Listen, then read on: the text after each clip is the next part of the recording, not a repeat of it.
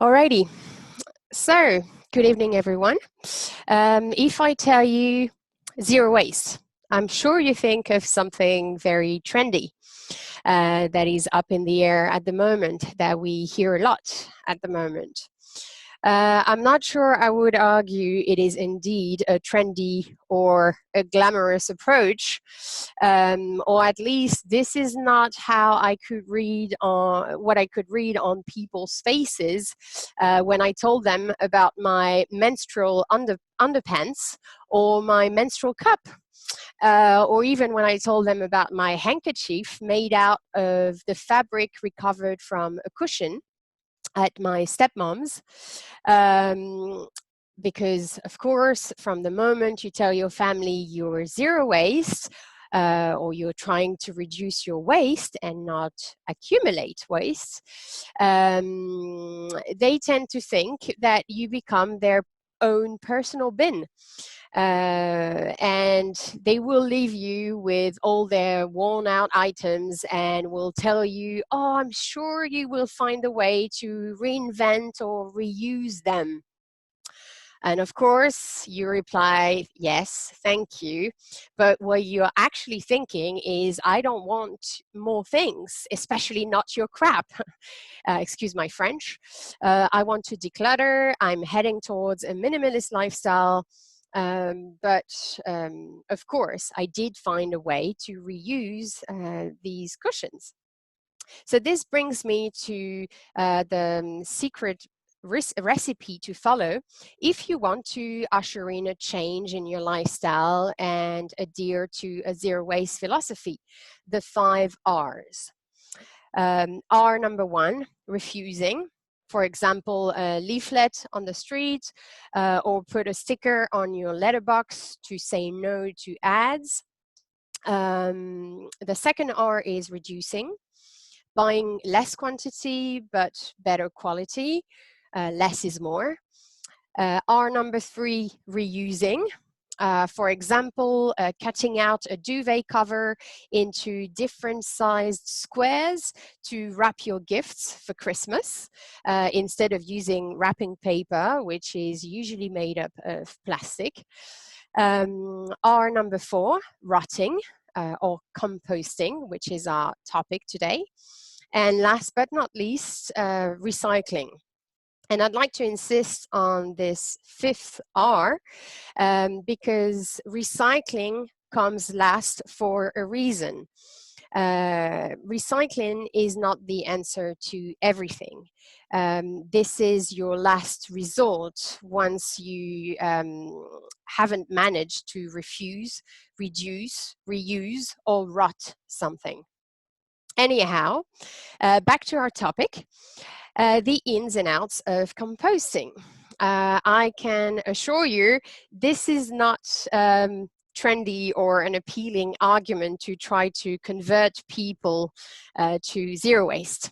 So, did you know that your bin is composed of 50% of plastic packaging? That you can supposedly recycle, but only 1 item out of 5 actually gets recycled in the world. It's also composed of 30% of organic waste and 20% of the rest, such as your leftovers or non-recyclable items, etc. In other words, by composting, you can reduce the size of your bin by 1/3. And if you start buying in bulk, like the zero waste enthusiast that I am, you're left with the rest, only 20% of your bin. Also, did you know that incorrectly disposed organic waste is more dangerous for the climate than CO2?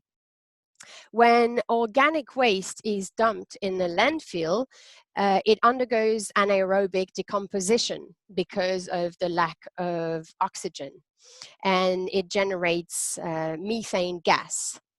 As you probably know, methane gas is a potent greenhouse gas, about 28 times more powerful than carbon dioxide at warming the Earth on a 100-year timescale, and more than 80 times, 80, more powerful over 20 years. So burying organic waste in landfill is a significant problem, and it's not just because of the resources that we lose. But so is waste incineration, especially when you realize that up to 95% of vegetables is in fact water.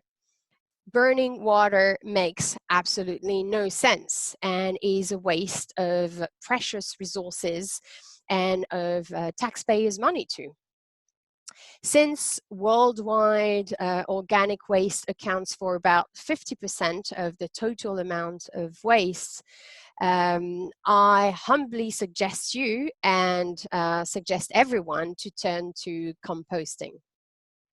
So now let's turn to the composting process in itself, and hopefully I will convince you that composting has superpowers and that you should start composting as soon as possible, be it collectively or individually. So you know that banana peel that you have in your waste bin, it will eventually and naturally decompose, as will all organic waste, thanks to helpful microorganisms in the environment that feed on decaying detritus. Composting is a process that works to speed up the natural decay of organic material by providing the ideal conditions for detritus-eating organisms to thrive. And the end product of this concentrated decomposition process is nutrient-rich soil that can help crops, garden plants, and trees to grow. Microorganisms are vital to the composting process. That is something important to know. They are found everywhere in the environment, everywhere in nature, in forests, meadows, fields, and everywhere else you can imagine. The key to effective composting is to create an ideal environment, as I said, for the microorganisms to thrive, like warm temperatures, nutrients, moisture, and plenty of oxygen. According to Cornell University, there are 3 main stages in the composting cycle. And in this cycle, there are different types of microorganisms that thrive. So the first stage is typically only a couple of days long, during which mesophilic microorganisms begin physically breaking down the biodegradable compounds. Maybe I should have said what mesophilic microorganisms are. They are specific microorganisms that thrive in temperatures of about 68 to 113 degrees Fahrenheit. That is 20 to 45 degrees Celsius. So the heat in this first stage is a natural byproduct of this initial process, and temperatures quickly rise to over 104 degrees Fahrenheit, 40 degrees Celsius. Mesophilic microorganisms are then replaced by thermophilic microorganisms, so microorganisms that thrive in increased temperatures during the second stage. And these microorganisms can last, this stage, can last from a few days to several months.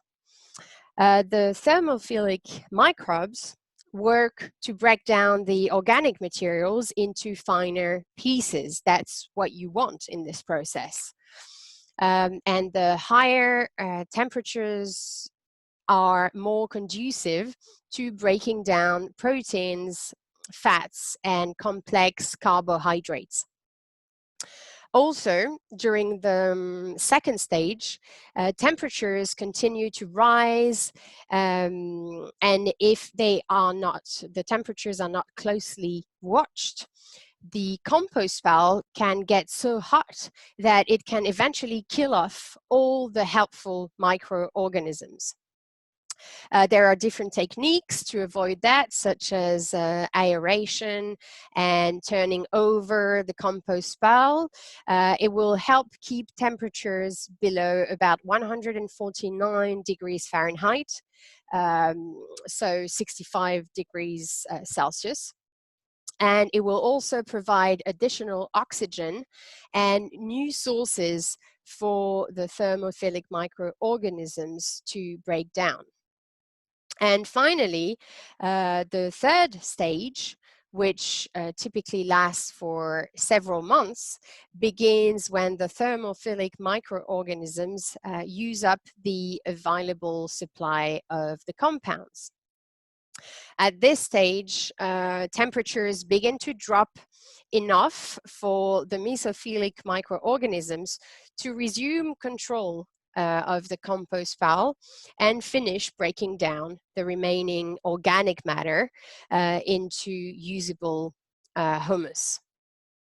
So as you can see, it isn't until late in the process when all organic matter is finally converted into minerals that compost, the end product of the composting process, actually promotes plant growth. So let me just finish with the organisms that help compost thrive. There are two main classes of composting microorganisms known as aerobes and anaerobes. The aerobes are bacteria that require oxygen levels of at least 5% to survive, and they are also the most important and efficient composting microorganisms. Anaerobic microorganisms are bacteria that don't require oxygen. They also don't process the organic waste as efficiently as aerobic bacteria. And anaerobes can also produce chemicals that are occasionally toxic to plants. But that's another story, and I'm not going to bore you with all those technical facts. I hope you had enough figures. But just to finish, in addition to microorganisms, there are other helpful and delightful creatures like bugs and worms that will find their way into the composting pile if the conditions are right. And these animals will help break down the food waste and help turn the waste material into nutrient-rich soil, because that's what we want. So basically, that's what I call nature's way of recycling. It is a circular process since your food scraps actually go back to where they came from. And that's what I personally call superpowers. So I hope this has taught you something, or at least raised your interest. If you want to know more, do not hesitate to ask me questions or send me an email if you want to know more. I'd be delighted to have a chat about my new lifestyle with you. Thank you very much.